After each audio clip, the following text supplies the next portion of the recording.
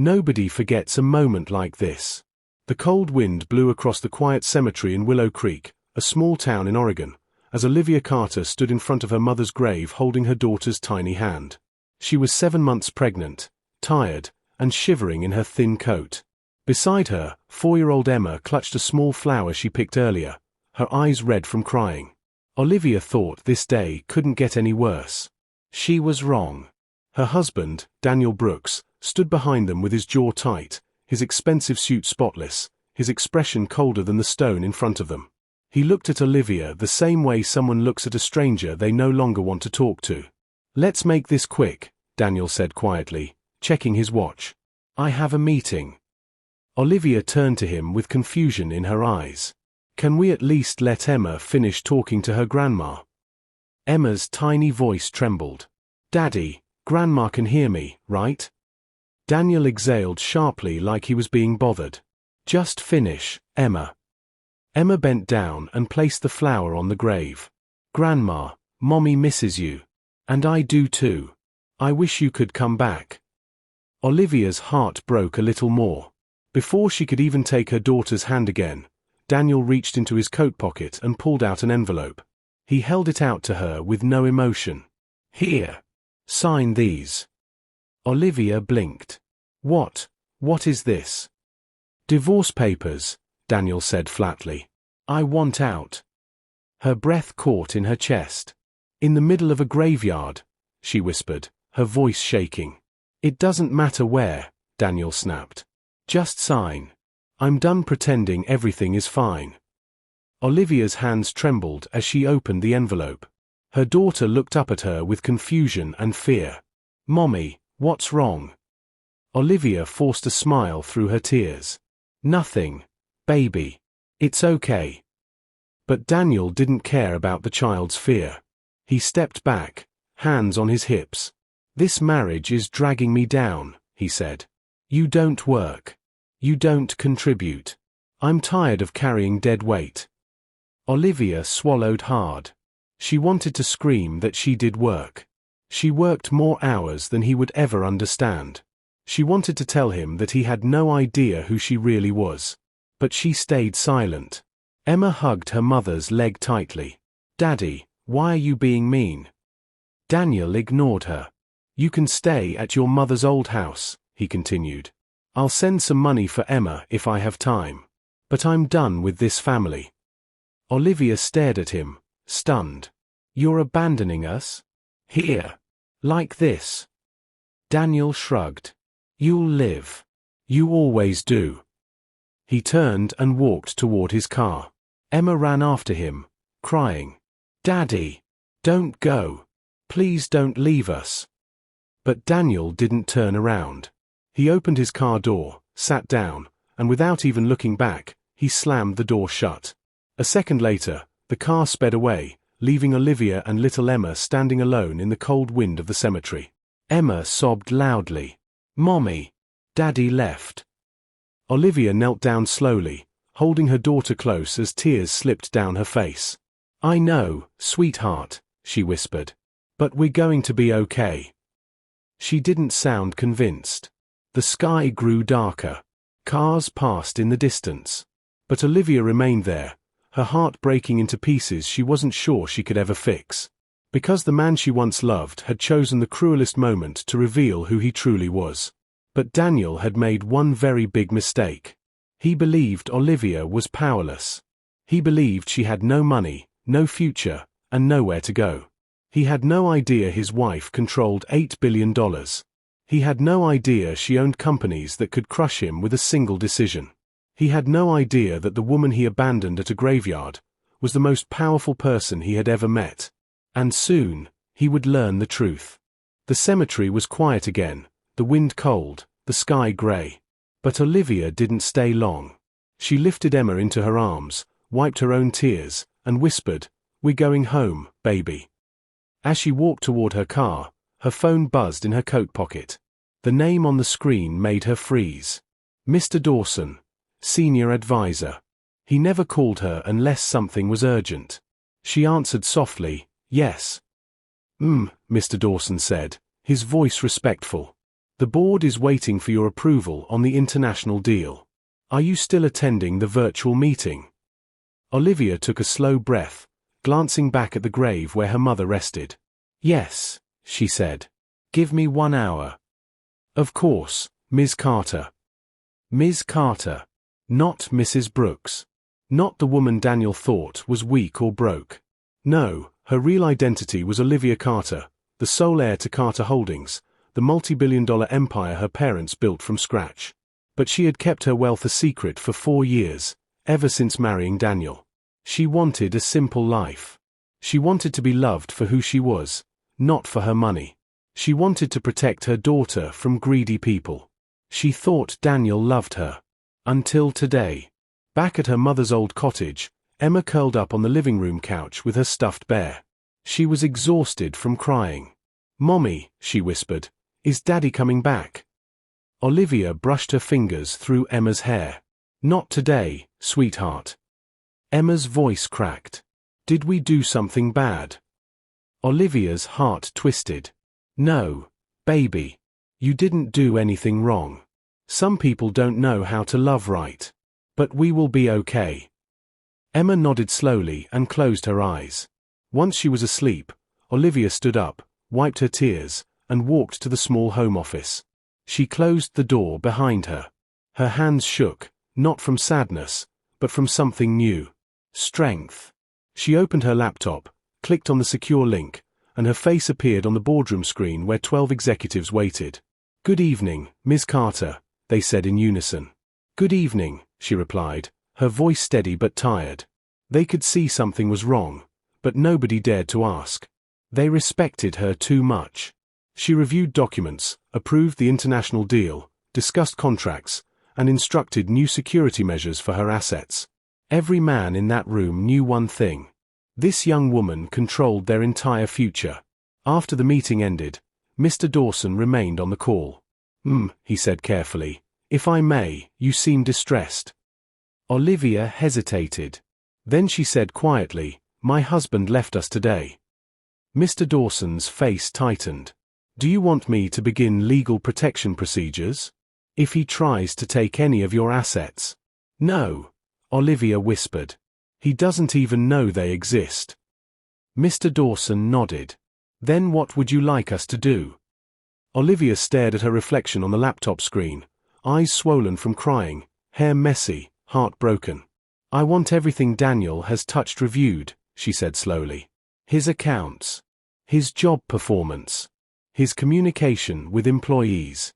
Everything." Mr. Dawson bowed his head. "It will be done tonight." Olivia closed her laptop and sat back in her chair, her heart pounding. This wasn't revenge. Not yet.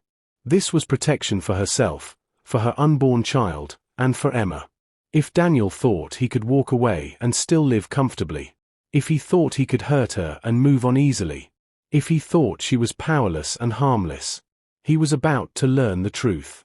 Because the woman he abandoned at a graveyard was not broken. She was waking up, and the world Daniel lived in was about to shake under her feet. Daniel didn't sleep that night. Not because he felt guilty, but because he expected Olivia to call, beg, cry, or fight. She didn't. And that annoyed him. By morning, he was pacing inside his luxury apartment, an apartment Olivia had quietly helped him get approved for, though he never knew it. He muttered to himself, "She should have called by now. She should be begging me to come back." But his phone stayed silent. No crying messages. No apologies. Nothing. He frowned and checked his texts. Still nothing. "Unbelievable," he scoffed, grabbing his keys. "I'll go to her mother's house. She's probably a mess." But before he could open the door, his phone buzzed. "Unknown number, Mr. Brooks, please report to HR immediately." He froze. HR? At 8 in the morning. He considered ignoring it, but something in his chest tightened. He grabbed his coat and drove to the office. At Carter Holdings headquarters.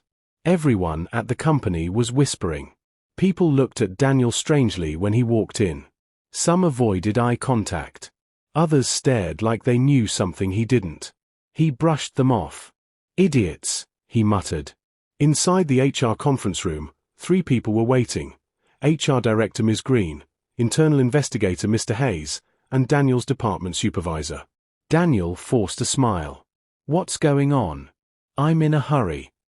Ms. Green didn't smile back. Mr. Brooks, she said calmly, we have reviewed several complaints against you. Daniel blinked. Complaints? From who?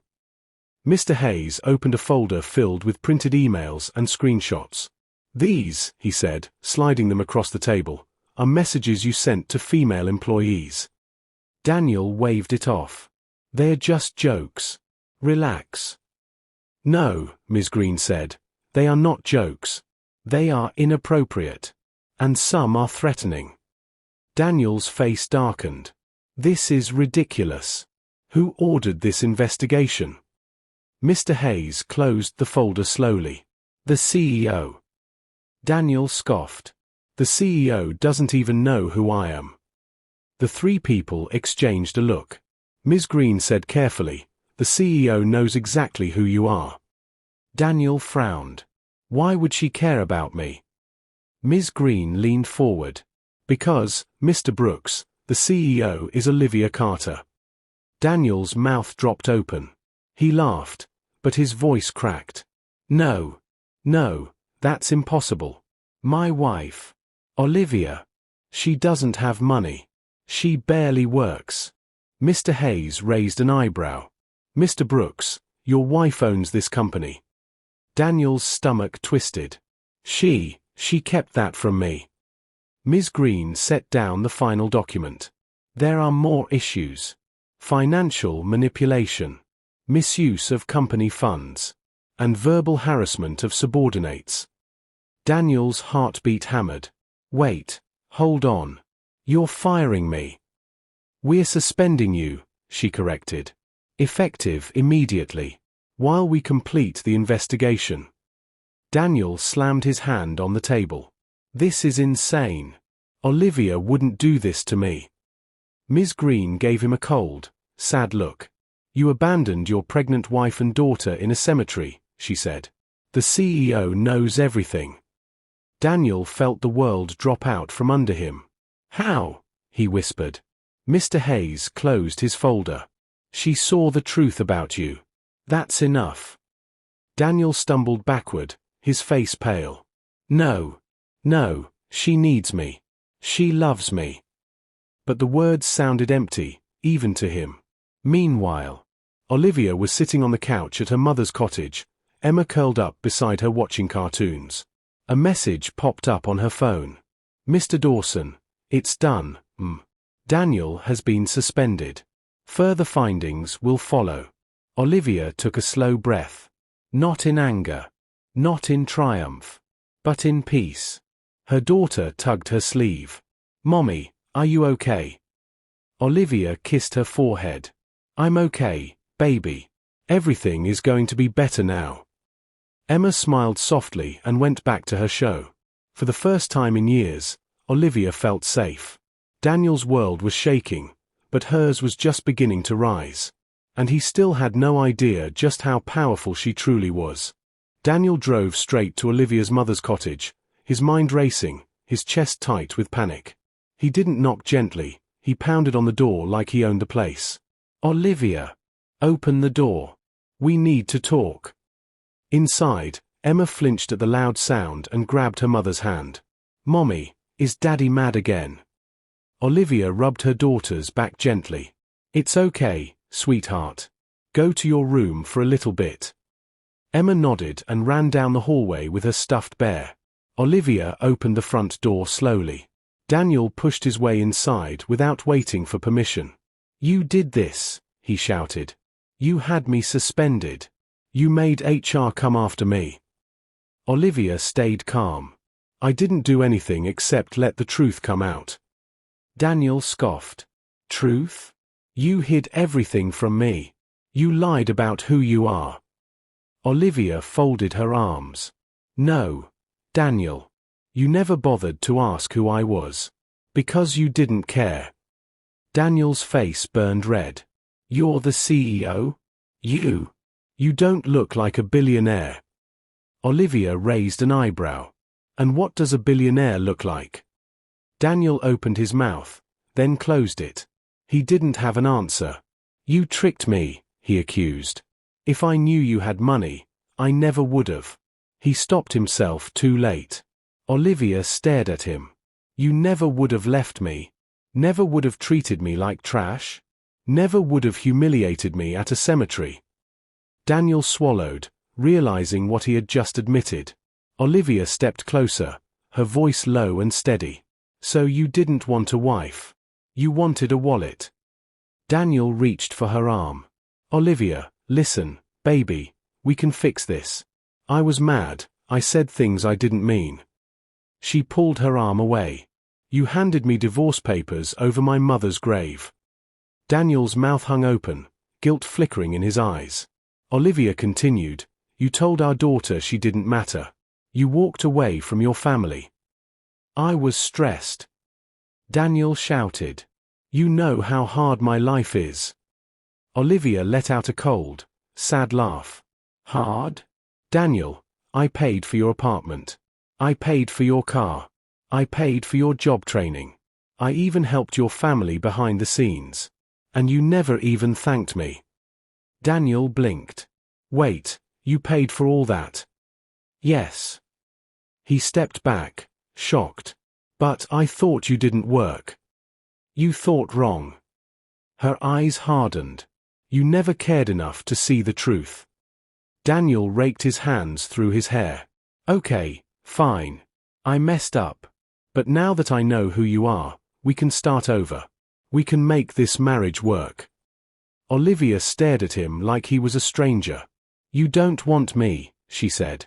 You want my money. Daniel didn't deny it. He just looked desperate. Olivia, please. I'm nothing without you. I'll change. I swear I'll change. Olivia took a deep breath. This isn't about change, Daniel. It's about how you treated me when you thought I had nothing. Silence filled the room. Then Olivia opened the door wide. It's time for you to go. Daniel froze. You're choosing this? You're ending us.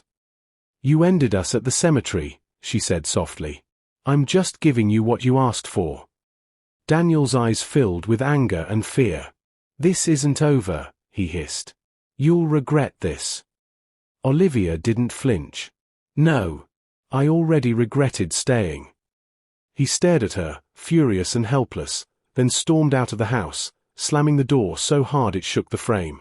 Olivia let out a long, shaky breath. Then she looked down the hall. Emma peeked out from her room. Mommy, is Daddy gone? Olivia knelt and opened her arms. Emma ran to her, hugging her tightly. Yes, baby, Olivia whispered into her hair. He's gone. And we're safe. Emma smiled softly, resting her head on her mother's shoulder. Are we going to be okay? Olivia kissed her forehead. We're going to be better than okay, she said. We're going to build a beautiful life. Together. And for the first time in years, she believed it. Dear viewers, thank you for watching this story. If you enjoyed it, please hit the subscribe button. When you subscribe, you support every woman who learned her worth and walked away from someone who didn't value her. Tell me where you're watching from, and I'll see you in the next story.